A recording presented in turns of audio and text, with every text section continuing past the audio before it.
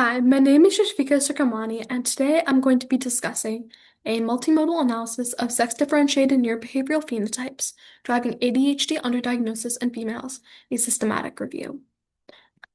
So, to outline what we're going to be talking about, first, I'm going to be mentioning an introduction, and that is going to cover what is ADHD as well as ADHD gender disparities.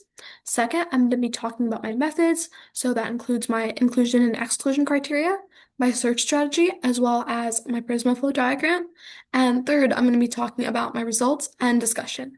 This includes sex-differentiated neurobehavioral phenotypes, as well as how comorbidity influences underdiagnosis for females. And then lastly, I'm going to be mentioning my conclusion, so impacts and importance of this, potential solutions, and extensions for further research. So to get started, what is ADHD? So ADHD stands for Attention Deficit Hyperactivity Disorder, and this is a neurodevelopmental disorder, especially common in adolescents. There are three different types or subtypes of ADHD. Number one is predominantly inattentive, which, as you can tell, showcases more inattentive symptoms. Second, predominantly hyperactive, which hyperactive symptoms are more common. And then three, combined, and those include both inattentive and hyperactive symptoms. So the three main symptoms that we're going to see when we're talking about ADHD are inattention, hyperactivity, and impulsivity. So with inattention, that means that the person who has ADHD might not be focusing, might have trouble paying attention, as well as they might lose their train of thought, daydream, or even zone out. And with hyperactivity, they might have bouts of being energetic or even angry bouts, so very emotional outbursts that might happen. And then with impulsivity, by this I mean that they're not making rational decisions and they're jumping to conclusions, they're not thinking before they're taking actions and before they're speaking. And so ADHD doesn't cause impulsivity, but it does contribute to it. So it might be a factor on why children jump the gun sometimes. Maybe it's because they have ADHD. They don't think things through as well. So what causes ADHD? This is debated, and some people think that it's hereditary, although there does need to be more research done on this. A few different sources suggest that there might be some genes involved in ADHD, but there's no definite conclusion yet. Now, ADHD is very prevalent in children. It's one of the most common neurodevelopmental disorders. And we're going to see later that there are differences in diagnosis rates for both males and females. So now that we've established, what is ADHD, the basics, I'm going to be talking about gender disparities and how that leads to underdiagnosis. So gender disparities are very common in disorders and they lead to a delayed diagnosis as well as increased risk for individuals. So what do I mean by gender disparities? These refer to differences in diagnoses as well as symptoms between genders. So diagnosis rates might be different or symptoms might be different. And that is true for both genders in ADHD. So, uh, these gender disparities, they contribute to underdiagnosis and ADHD for females at least because the rate of female diagnoses is less than males. So the sex ratio for most disorders varies from 2 to 1 to 10 to 1. But for ADHD, it's actually 4 to 1. That is for clinical studies. So for every 4 males that get diagnosed, only 1 female does. So it's a very significant difference and underscores why this research is so important. So, what can this lead to? It can lead to a higher risk of substance use, self-harm, and poor functioning for females who end up getting diagnosed late. And this is because they're not aware that they had the disorder, so it leads to problems later in adulthood. So, how did I conduct this research? How did I go about it? So, these were my methods. My inclusion and exclusion criteria, at least, can be displayed over here. So, for inclusion criteria, this included articles that related directly to ADHD gender disparities. It identified factors that influence these disparities or state that none exist. So the article had to be talking about a gender disparity, talking about a factor that contributes to that, or states that, okay, none of them are there and there are no gender disparities. Or it had to focus on the correct population, which means the female sex.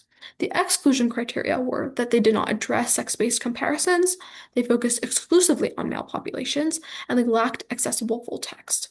So for my search strategy, 134 studies were found using Google or using Google Scholar and PubMed, the following keywords and Boolean operators were incorporated.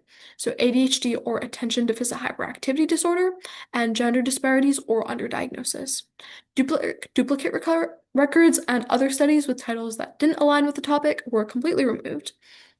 And 10 studies were identified based on the inclusion criteria, exclusion criteria, and availability of the study. Now, along with the studies that were found through these databases, there were also 67 reports that were found through the CDC website. Only one report, however, met the inclusion and exclusion criteria. In total, 11 studies were included. So this is my Prisma flow diagram, and I'm going to run through it real quick. So for new studies via databases, I found two databases that I mentioned earlier, Google Scholar and PubMed. So 9 were found on PubMed and 134 on Google Scholar, and we removed duplicate records, 5, and records removed for other reasons. So those were 79. Then I screened these records. There were 59 of them, and I excluded 17. Then, when I sought them for retrieval, I sought 42.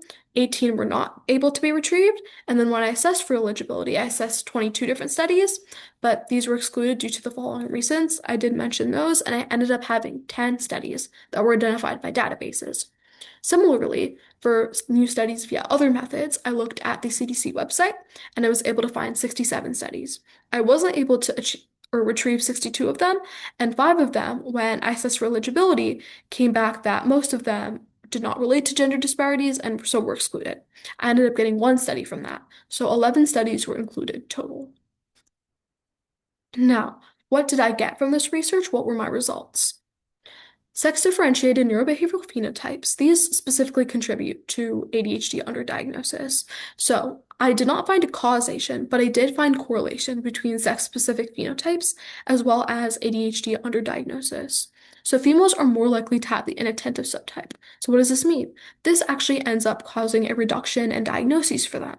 So diagnosis by parents have similar rates in both sexes, but actually diagnosis by teachers are higher among males in most countries.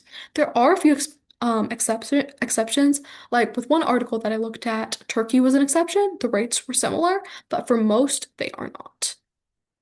So, what does this specifically mean? Why is there a reduction in females? Well, when teachers often have to diagnose ADHD, so when they notice more externalizing symptoms, these correspond to males because they end up showing more of these symptoms. So that means that their diagnosis rate is higher. However, inattention is an internalizing symptom of ADHD with reduced presentation. Females often show the inattentive subtype, and this means that diagnosis rate for females is lower. Because inattention isn't often diagnosed, it's harder to find, so the presentation is reduced. So this is how the diagnosis rate is lower for females, but higher for males. Another factor that really contributes to this underdiagnosis is comorbidity. So it plays a role in diagnosis because females are more likely to be diagnosed with internalizing comorbidities. This includes anxiety and depression. So in this chart over here, and the data was taken from CDC, but you can see that 29% of females have a comorbid depression disorder, whereas 14% of males have that. And so these are people or adolescents that also have ADHD. So obviously the females, as you can see here, are diagnosed much higher. Another one is depression, or we just covered depression, but anxiety disorder. So 53% for females and 32% for males. So again, the significant difference shows why comorbidity can contribute to underdiagnosis. So comorbidity leads to internalizing symptoms and delayed diagnosis. This is because they mask ADHD diagnosis and parents attribute symptoms to other disorders. So for example, if a female was to have an anxiety disorder along with ADHD, if they're diagnosed with the anxiety disorder first, this might prevent them from being diagnosed with ADHD because when parents are diagnosing this, they think the problem is already solved. However, it's a completely different problem with completely different treatments and processes. So in that way, females might go into adulthood thinking that they have attention problems and that they're not focusing hard enough, but they don't know it's because of a disorder. So this can contribute to a few of the problems that I mentioned earlier, and I'm going to talk more about how that might lead to dangerous circumstances. Along with this, comorbidity is especially prevalent in females. And so one thing you might look at when you're seeing this graph is that males have more behavioral issues. While this may be true, these behavioral issues actually aid in diagnoses because they contribute to externalizing symptoms. And these symptoms actually aid in diagnoses for males, especially with ADHD. So, to conclude, these are the potential impacts that I was speaking about. So, if females end up not being diagnosed and this follows them through adulthood, this leads to poor functioning and harmful self-stigma. Also, there could be some more dangerous circumstances, and that could result in self-harm, substance abuse, and a decreased chance of success later in life. Now, why is this important? This is important to develop new diagnostic criteria that better address the inattentive subtype of ADHD, which is commonly what females have. Now, some potential solutions are to spread awareness about neurodevelopmental disorders in our education systems. So, making sure that people know about internalizing symptoms early on. And so, if there are any girls that have an issue with this, they can speak about it to their parents, and that might contribute to higher diagnosis rates. Another thing that we could do is modify or add criteria to the DSM-5 so the symptoms are more representative of females. And they have been working on this. I will say that the new criteria is a lot more up to date than the ones they had before. But again, just making sure that we're keeping that up to date will really increase the amount of diagnoses for females. Finally, modifying current evaluation tools. So this is really important because some of the evaluation tools are a bit old and they don't work as well. And so making sure that they're also able to diagnose females is important. Now, there are some extensions for this research. We can figure out if ADHD is caused by a transfer of hereditary diseases. This is important because figuring out the cause of ADHD essentially could help us hinder the transmission of this. So if it was, or if it did end up being genetic, we could see what genes were carried from parents to children, and then we could potentially hinder those genes from being transferred. Then another thing is to find biological factors that lead to underdiagnosis in females. So this can include hormonal changes and how that may contribute to underdiagnosis. That may overshadow some of the symptoms that females face with ADHD, and so that may potentially also contribute to underdiagnosis. However, there are very few articles that mention this, and the articles that do talk about how there needs to be more research. So definitely need to look more into that.